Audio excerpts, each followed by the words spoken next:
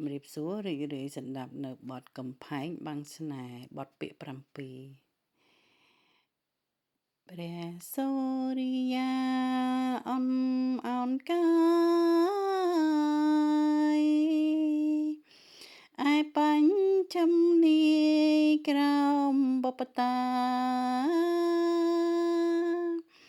បាក់សីត្រសងហើយត្រាវិលសំបុករាយំធ្ងោផងសំលេងតូចយំលន់ក្រលួញ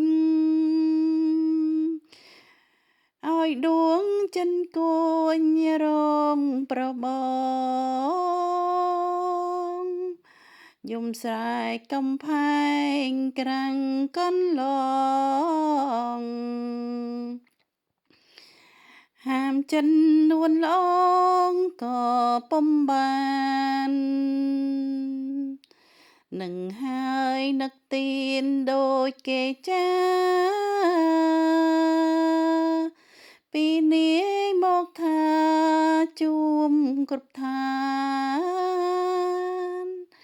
បើពិនជាគូពុំឲ្យល្អាន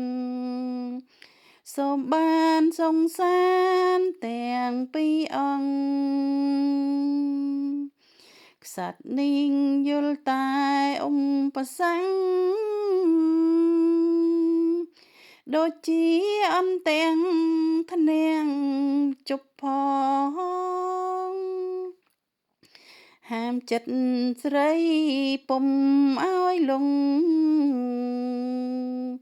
ចិត្តអើយប្របងព្រោះខុសសាំងប្រអើយប្រល្អជួយជីបស្រីពីសាន់អំព្រៃភ្លៀងរន្ទាំងដូចរួងម្ដងទៀតមេឃស្រឡាំងលួចបន់ស្រន់ព្រាំងជួមអ្នកថ្លៃតើជាតិនេះយើងជួមគ្នាទេសួននឹងនាងមេដួងហារតីបើបានជួបមែនល្អណាស់ណីជីវិតប្រពៃដូចសង្ឃឹមចាសសូមអរគុណ